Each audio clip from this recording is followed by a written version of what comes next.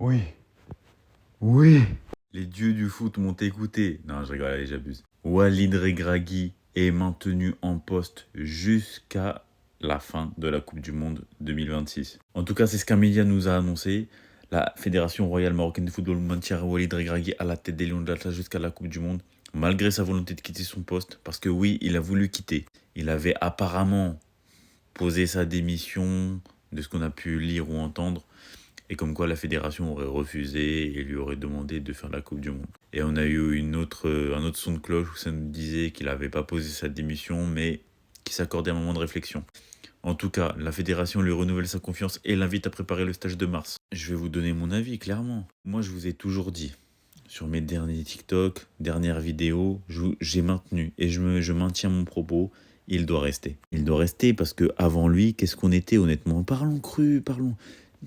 J'adore mon pays, mais au bout d'un moment, il faut être objectif. Avant lui, on n'était rien. C'est pour ça que quand je vous dis les sanctions par rapport au Sénégal, tout ça, quand je parle du Maroc, sauf que quand ça vous plaît pas, quand ça va pas dans votre sens, vous pensez qu'on n'est pas objectif. Non, moi je suis objectif. Quand il faut dire du bien du Maroc, je vais le dire. Quand il faut dire du mal, je vais le dire. Et là, force est de constater que sur Walid, oui, on peut ne pas être d'accord avec ses choix dans les listes qu'il a fait avant la CAN ou dans les listes tout court. Dans ses choix de match, pendant les matchs, dans ses choix tactiques, ses idées de jeu parfois. Mais je suis désolé, on peut pas lui en tenir rigueur sur le fait qu'il a fait changer le Maroc de dimension. Donc pour moi, et là, vous allez voir, hein, là, ce sera pas la même chose.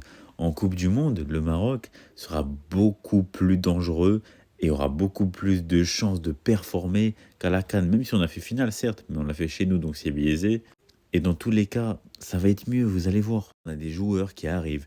Bounida, belgo-marocain, qui apparemment est déjà en train de choisir la sélection marocaine. Tous les Belges, ils sont en dépression. Ayoub Bouhaddi qui a choisi depuis un petit moment maintenant la sélection marocaine, c'est quasiment sûr. Plus tous les joueurs de classe mondiale qu'on a actuellement. Plus des El Karouani, j'espère qu'il va venir. Voilà, plein de joueurs comme ça. En espérant qu'un Hamza Igaman revienne de blessure avant la Coupe du Monde, j'aimerais beaucoup. Donc voilà. Et il faut que nos joueurs fassent des bons choix de transfert, voilà, pour performer pour cette Coupe du Monde. C'est tout ce qui compte là. Et que Walid se gère sur ses choix de liste et sur ses choix, voilà, où des fois on a quelque chose à redire parfois sur ses idées de jeu, sur ses changements, parfois sur ses remplacements en cours de match, ou comme je l'ai dit précédemment, sur ses listes d'avant-rassemblement.